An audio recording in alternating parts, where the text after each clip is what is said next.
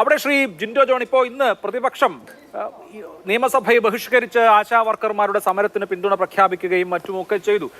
ഇതിപ്പോ നിരാഹാര സമരത്തിലേക്ക് നീങ്ങിയിരിക്കുകയാണ്. 38 ദിവസമായി സമരം നടന്നു. 38 ദിവസം കഴിഞ്ഞ് 39 ദിവസം കഴിഞ്ഞ് ഇന്നിപ്പോൾ നിരാഹാര സമരം തുടങ്ങി 39ാമത്തെ ദിവസവും സംസ്ഥാന സർക്കാർ അന്ന് പറഞ്ഞ കാര്യത്തിൽ ഉറച്ചു നിൽക്കുകയാണ്. ഇന്ന് LDF യോഗത്തിൽ ഈ വിഷയം ഉയർന്നു. ചില ഘടകകക്ഷികൾ ആശാ വർക്കർമാരുടെ പ്രശ്നം പരിഹരിക്കണമെന്ന് പറയുമ്പോൾ മുഖ്യമന്ത്രിക്ക് പറയാനുള്ളത് കേന്ദ്രം കൂട്ടണം, കേന്ദ്രം കൂട്ടുമ്പോൾ ആനുപാതികമായി സംസ്ഥാനം കൊടുക്കാനുള്ളതും ഉയരും എന്നുള്ളതാണ്. എന്ന് പറഞ്ഞാൽ മുമ്പ് എന്ത് നിലപാടെടുത്തോ അതേ നിലപാടിൽ സംസ്ഥാനം ഉറച്ചു നിൽക്കുകയാണ്. ഈ പ്രശ്നം എങ്ങനെ പരിഹരിക്കും? അഭിലാഷേ, ഈ പ്രശ്നം എങ്ങനെ പരിഹരിക്കും എന്നുള്ളതിനെ കുറിച്ചിട്ട് കേരളം ഭരിക്കുന്ന സർക്കാർ തന്നെയാണ് തീരുമാനിക്കേണ്ടത്. ആ പാവപ്പെട്ട ആശാ വർക്കർമാർ കേരളത്തിൻ്റെ സെക്രട്ടേറിയറ്റിന് പുറത്ത് 39 ദിവസമായിട്ട് പൊരുവയിലും പെരുമഴയിലും നനഞ്ഞ് സമരം ചെയ്യുന്നത് എന്തായാലും അന്യായമായിട്ടുള്ള ഒരു ആവശ്യത്തിനാണെന്ന് ഈ ചർച്ചയിൽ പങ്കെടുക്കുന്ന ബഹുമാനിയായ ശിവദാസൻ MP പോലും അഭിപ്രായമുണ്ടാവില്ല. തികച്ചും ന്യായമായിട്ടുള്ള അവകാശങ്ങൾക്ക് വേണ്ടിയാണ്. അവരെ എത്രത്തോളം CPM-ൻ്റെയും CIT-ൻ്റെയും നേതാക്കന്മാർ പൊതുസമൂഹത്തിലും സോഷ്യൽ മീഡിയയിലും ആക്ഷേപിച്ചാലും അവർ ഉന്നയിക്കുന്ന ആവശ്യങ്ങളൊക്കെ തികച്ചും ന്യായമാണ്, 100% ന്യായമാണെന്നുള്ള കാര്യത്തിൽ ആർക്കും തർക്കമുണ്ടാകില്ലല്ലോ.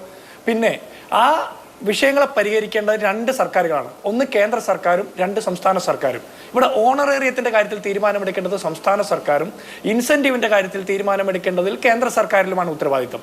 ഇവിടെ ഇപ്പോൾ സെക്രട്ടേറിയറ്റിന് പുറത്ത് വന്ന് അവർ സമരം ചെയ്യുന്നത് അവരുടെ ഓണറേറിയം വർദ്ധിപ്പിക്കണമെന്ന് ആവശ്യപ്പെട്ടുകൊണ്ടാണ്. അപ്പോൾ സ്വാഭാവികമായിട്ട് ആ വിഷയത്തെ അഡ്രസ്സ് ചെയ്ത് മറുപടി പറയാനുള്ള രാഷ്ട്രീയ ബാധ്യത കേരളം ഭരിക്കുന്ന സർക്കാരിനുണ്ട്. കേന്ദ്ര സർക്കാരുമായി ബന്ധപ്പെട്ട് അവർ ഇൻസെന്റീവ് വർദ്ധിപ്പിക്കണമെന്നും മറ്റു പല കാര്യങ്ങളെ കുറിച്ചിട്ടും അവർ കേന്ദ്ര സർക്കാരിന് മുമ്പിൽ നിവേദനങ്ങളും മറ്റു കാര്യങ്ങളും കൊടുത്തിട്ടുണ്ട്. ഇതിനു മുമ്പും അവിടെ പോയി ജന്തർ മന്ദറിലും മറ്റു സമരവും ചെയ്തിട്ടുണ്ട്. ഇപ്പോൾ കേരളത്തിന്റെ സെക്രട്ടേറിയറ്റിന് പുറത്ത് സമരം ചെയ്യുമ്പോൾ കേരള സർക്കാർ ചെയ്തു കൊടുക്കേണ്ട പ്രധാനപ്പെട്ട ആവശ്യങ്ങൾ ഉന്നയിച്ച് സമരം ചെയ്യുമ്പോൾ ആ വിഷയങ്ങൾക്ക് നേരിട്ട് മറുപടി പറയുക എന്നുള്ളതാണ് ഒരു രാഷ്ട്രീയ മര്യാദ. ഇനി ഇവിടെ ശിവദാസൻ ഈ ചർച്ചയിൽ പറഞ്ഞ ഒരു കാര്യമുണ്ട്. അദ്ദേഹം പറഞ്ഞത് കേരളത്തിലെ ആശാ വർക്കർമാർക്ക് ശരാശരി 13,000 രൂപ ഓണറേറിയം കിട്ടുന്നുണ്ടെന്നാണ്. ശരാശരി എന്ന് പറഞ്ഞാൽ ടോട്ടൽ നമ്മൾ ഒരു മാസം കൊടുക്കുന്ന honorarium divided by total number of ASHA വർക്കർമാരാണ്. അങ്ങനെയാണെങ്കിൽ 13,000 രൂപ വെച്ചിട്ട് ഈ ആശാ വർക്കർമാർക്ക് കിട്ടുന്നില്ല എന്ന് മാത്രമല്ല 8,000 രൂപ പോലും കിട്ടുന്നില്ല എന്നാണ് അനുഭവത്തിൽ നിന്ന് അവർ പറയുന്നത്. ഈ ചർച്ച തീരുന്നതിന് മുമ്പ് അങ്ങയുടെ അറിവ് വെച്ചിട്ട് അങ്ങയുടെ സ്വാധീനം വെച്ചിട്ട് കേരളത്തിലെ മുഴുവൻ ആശാ വർക്കർമാരുടെ എണ്ണവും കഴിഞ്ഞ മാസം കൊടുത്തിട്ടുള്ള ഓണറേറിയം ഡിവൈഡ് ചെയ്തിട്ട് ശരാശരി 13,000 രൂപ ഓരോരുത്തർക്കും കിട്ടിയിട്ടുണ്ടെന്ന് തെളിയിക്കുകയാണെങ്കിൽ നാളെ മുതൽ ഈ ചർച്ചയ്ക്ക് ഞാൻ വരില്ല എന്ന് ഞാൻ അങ്ങയുടെ മുമ്പിൽ പറയാം. അല്ലാതെ ഇത്തരം കള്ളങ്ങൾ പറഞ്ഞ് പൊതുസമൂഹത്തിന് മുമ്പിൽ ആ പാവപ്പെട്ട സ്ത്രീകളെ മോശക്കാരാക്കാൻ നോക്കരുത്. ഇനി അടുത്തത്, ഞാനൊന്ന് കണക്ക് പരിശോധിച്ചപ്പോൾ അവർക്ക് 232 രൂപയാണ് ഇപ്പോൾ കൊടുക്കുന്ന ഓണറേറിയം പ്രതിദിനം. അത് 700 രൂപയാക്കണമെന്നാണ് അവർ അവകാശപ്പെടുന്നത്. അങ്ങനെയാണെങ്കിൽ ബാക്കിയുള്ള തുക കണക്ക് കൂട്ടുമ്പോൾ 12 മാസത്തേക്ക് 10,26,000 വരുന്ന ആശാ വർക്കർമാർക്ക് കൂടി ഒരു വർഷം കേരള സർക്കാരിന് അധികമായിട്ട് വരാൻ പോകുന്ന ബാധ്യത അവർ ഉന്നയിച്ച 21,000 രൂപ ഓണറേറിയം കൊടുക്കണമെങ്കിൽ 146 കോടി രൂപ മാത്രമാണ്. ഏകദേശം 2 ലക്ഷം കോടി രൂപയുടെയൊക്കെ എത്ര 85,000 കോടി നമ്മുടെ ബഡ്ജറ്റ് എത്രയാ?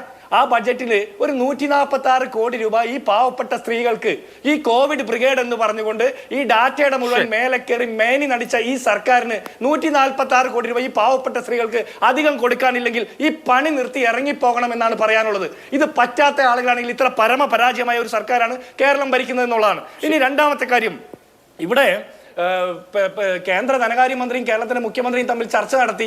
അഭിലാഷ് ചോദ്യ രൂപേണ BJPയുടെ പ്രതിനിധിയോട് പറഞ്ഞത് കേരളവുമായി ബന്ധപ്പെട്ട വിഷയമാണ് സംസാരിച്ചതെന്ന. എൻ്റെ അറിവിൽ കേരളവുമായി ബന്ധപ്പെട്ട വിഷയത്തിൽ ഏതൊക്കെ വിഷയങ്ങൾ പരാമർശിച്ചെന്ന് നിലവിൽ ഇതുവരെ നമുക്ക് ഒഫീഷ്യലായിട്ട് ഒരു ഡാറ്റയും ഇല്ല. കേരളവുമായി ബന്ധപ്പെട്ട വിഷയത്തിൽ കേരളത്തിന്റെ സെക്രട്ടേറിയറ്റിന് പുറത്ത് 39 ദിവസക്കാലം സമരം ചെയ്ത് ഇന്ന് നിരാഹാര സമരത്തിലേക്ക് കടക്കുന്ന ആശാ വർക്കർമാർ കേരളത്തിന്റെ പ്രധാനപ്പെട്ട വിഷയങ്ങളിൽ ഉൾപ്പെടുന്നില്ലെങ്കിൽ കേരളത്തിന്റെ മുഖ്യമന്ത്രി ആ സ്ഥാനത്തിരിക്കാൻ യോഗ്യനല്ല. കാരണം KV തോമസിനെ പോലുള്ള ആളുകൾക്ക് അധിക വേതനം കൊടുത്ത് അധിക യാത്രാപത്ത കൊടുത്ത് പുട്ടും കടലയും തിന്നാൻ വേണ്ടി കൊണ്ടുപോകുമ്പോൾ ഈ പാവപ്പെട്ട സ്ത്രീകളുടെ ഈ വിഷയം കൂടി ആ കേന്ദ്ര ധനകാര്യമന്ത്രിയുടെ മുമ്പിൽ ഒന്ന് അവതരിപ്പിക്കാൻ കേരളത്തിലെ മുഖ്യമന്ത്രിക്ക് സാധിച്ചില്ലെങ്കിൽ ഇത്രയും പരാജയപ്പെട്ട മനുഷ്യനെ വിജയൻ എന്നല്ല പരാജയൻ എന്ന് കൂടി വിളിക്കണം. ഞാൻ ഇനി ഒരു കാര്യം കൂടി ഒറ്റ കാര്യം കൂടി പറഞ്ഞ് അവസാനിപ്പിക്കാം അഭിലാഷേ. എനിക്ക് ശിവദാസൻ MPയോട് പറയാനുള്ള ഒരു കാര്യം, നിങ്ങൾ കേരളത്തെ ഹരിയാനയും UPയും മറ്റു പല സംസ്ഥാനവുമായിട്ട് കമ്പയർ ചെയ്യുന്നു. നമ്മുടെ മുമ്പിൽ കിട്ടിയിട്ടുള്ള വിവരങ്ങൾ പഠനങ്ങൾ അനുസരിച്ചിട്ടാണെങ്കിൽ ഇന്ത്യയിലെ മറ്റു പല സംസ്ഥാനങ്ങളും കേരളത്തെക്കാൾ കൂടുതൽ ഓണറേറിയം കൊടുക്കുന്നുണ്ട്. അത് കള്ളം പറയാതെ സത്യസന്ധമായിട്ട് വിഷയങ്ങൾ മനസ്സിലാക്കിയാൽ മനസ്സിലാക്കാവുന്ന.